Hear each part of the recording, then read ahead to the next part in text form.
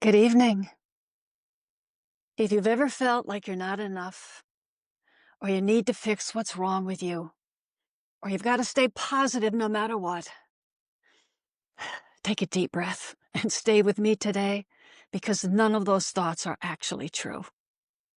So in today's video, I'm going to share with you the biggest mistake I made on my path of awakening and how it changed everything for me and will really help you on your journey as well. You'll also learn a simple, fun practice that helps you to face your fears as well as let go of any negative feelings that continue to come and visit. And at the end, I'll show you exactly how I use this practice so you can try it and see for yourself how well this exercise really works. So let me give you a little glimpse into my own journey because once you see where I was, you'll understand why this mistake was so powerful. What I want you to know about me is that for the past 51 years, I have been working on myself, and I mean working. I've had decades of psychotherapy. I've done the trainings. I've filled hundreds of journals, read countless books, wrote a book, and given lots of retreats and workshops. I've even trained with extraordinary master teachers, both on this earth and from above. And you'll hear about that one later. And the reason I tell you all this is because even after decades of inner work, there were still these same old issues and feelings I had that would continue to show up. And I would think, come on, again? Why is this still here? What more do I have to do? I thought I already healed this part of myself. Geez, how long is this going to take before all this stuff goes away? But here's what I didn't realize after doing all this work, and here's where the big mistake comes in. You see, I thought that in order for me to be truly spiritual, in order for me to become the better, more fulfilled purpose in my life, I had to rise above the ego. I had to transcend what many spiritual teachings call the false self, meaning our human self. And because I heard it so many times, I believed it. So I tried overcoming my ego. I tried rising above my feelings, and I failed. Because every time a feeling came back that I thought I had already worked on and was already healed, I thought I must not have done a good enough job, and that I still needed to do more before I could really be living my life from a spiritual, soulful place. But I was so wrong. That's not how being human works. And I realized this most when I had a session with my spiritual mentor, Julian. And for those of you who aren't familiar with Julian, Julian is a seraphim angelic being channeled by an extraordinary woman. He and I had the most incredible sessions for 30 years, and by far has had the greatest impact on my life. And I'll be sharing more of that story in a soon-to-be video. So, during this one session I had with Julian, I told him of my dilemma. I said, I want to live more fully from my soul, and I've worked hard to embrace all my feelings, but I can't seem to rise above some of them. So how do I do that in order for me to be more spiritual? And you know what he did? He laughed. So if you think angels don't laugh, oh, believe me, they do. In fact, they find joy in just about everything. So in that moment, he wasn't laughing at me, but laughing in such an endearing way that I'll never forget what he said. He said two things. The first was, well, my dear, you can't be anything but spiritual because you were created from spirit. So why would you strive to be something you already are? Everyone is spiritual whether they know it or not. And by the way, dear Connie, you didn't come here to be less human. You came here to be more human with your soul leading the way. So why are you trying to rise above your humanness instead of loving it? Well, that kind of stopped me in my tracks. And so I sat with those words for days, and the more I let them sink in, the more I realized my mistake. I had been treating my human self like a problem I had to fix.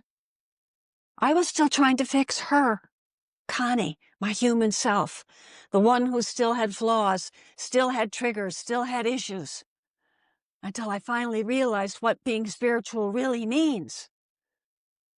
It's allowing yourself to be fully human without trying to fix anything. Now, this doesn't mean you stop improving yourself. Believe me, I'm not throwing those 51 years down the drain. But there's a big difference between improving yourself because the old ways no longer serve you. Yay! And that's worth celebrating. And improving yourself because you think you're not good or worthy enough to be spiritual. That's the fixing part we want to avoid. So after all those years of trying to rise above my humanity, something finally kicked in. Instead of trying to fix my feelings, I started to meet them. Really meet them and embrace them like someone I love who just needs to be heard. And this is the practice I want to share with you today. It's simple, but powerful. It goes like this. You're going to have a conversation with yourself, a dialogue, and you're going to play two roles.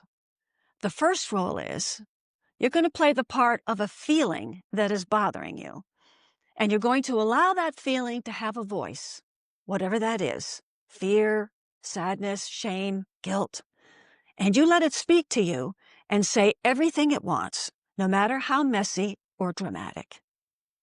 And then you switch roles and you play your human self, whose job is to simply listen and understand the feeling without rushing in to fix or change anything it has to say.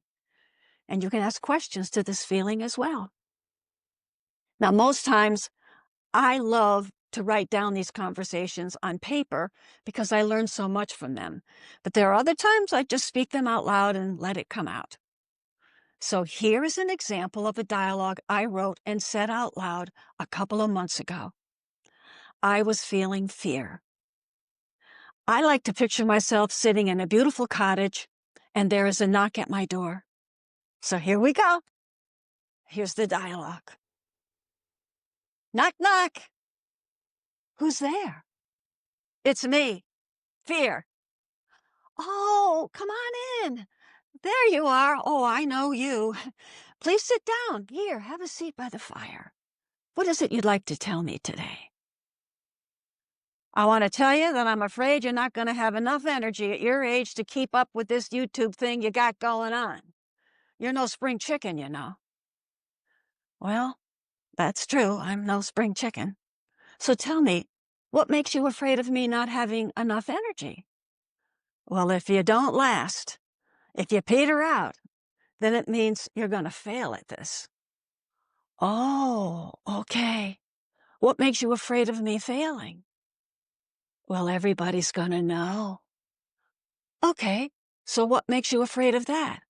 Well, once they know, you're going to be judged.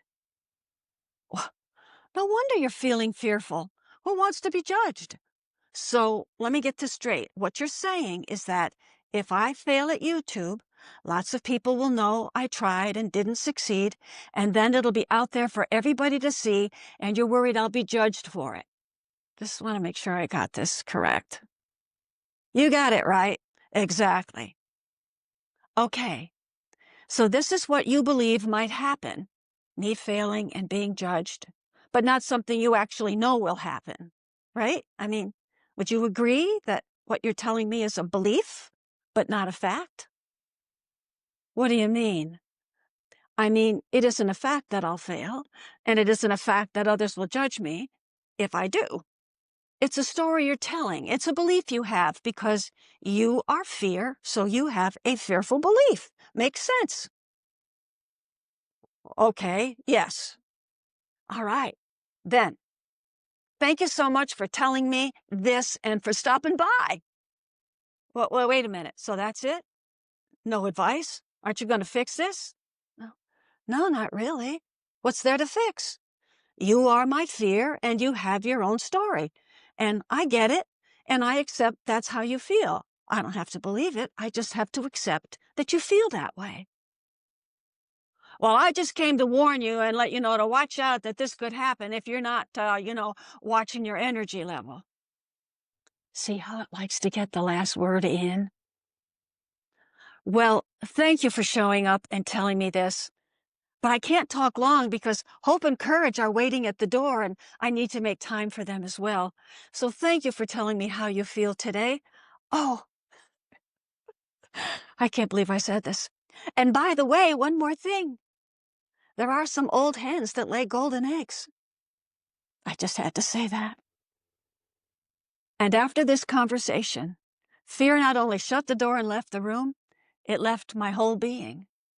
I actually started smiling to myself and had a little giggle along the way. And I find that with every dialogue I write, the results are amazing.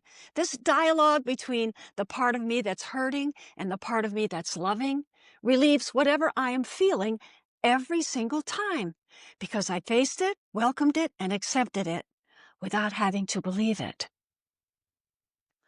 Oh, how I wish you were here with me right now so I could ask you in person because I'd love to know, what did you notice about the dialogue? But since you're not here, here's what I'd like you to notice. The most important thing, I never tried to fix my fear, never tried to make it go away, never tried to reason with it. Secondly, I welcomed it with warmth. I listened to what it felt, asked questions, met it with total acceptance, thanked it, and then said, "See ya." The greatest lesson from this exercise is that you start to realize that your feelings are just feelings, not truths about who you are. And the beliefs that come from those feelings, they're just beliefs, not facts about who you are. And you know what else? This dialogue exercise is really fun. You don't have to be a writer to do this. You just have to be willing to give it a try. But this practice isn't only for the tough feelings. You can invite in the qualities you need as well. So let's say if you need courage, for example, picture courage knocking at your door. Welcome it in, ask what it wants to tell you, and let it remind you of every challenge you've already met and overcome. These visitors that are uplifting, peace and joy and love and courage and gratitude, they are always waiting to be called into your life. So let yourself converse with them too. Let yourself have a dialogue. And the other visitors, fear and shame and anger and hurt and disappointment, well, these are so very important too, because these are the ones that are always waiting to be loved.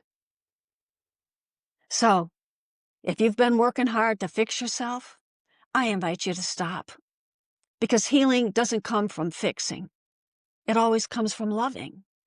Loving yourself exactly as you are is the true cure for what ails all of us. So if this has helped you in some way, I'd love to know in your comments, and please feel free to like and subscribe and ask me any questions you might have, because I am ready to answer them. So until then, always remember, there really is no one worth knowing more than you.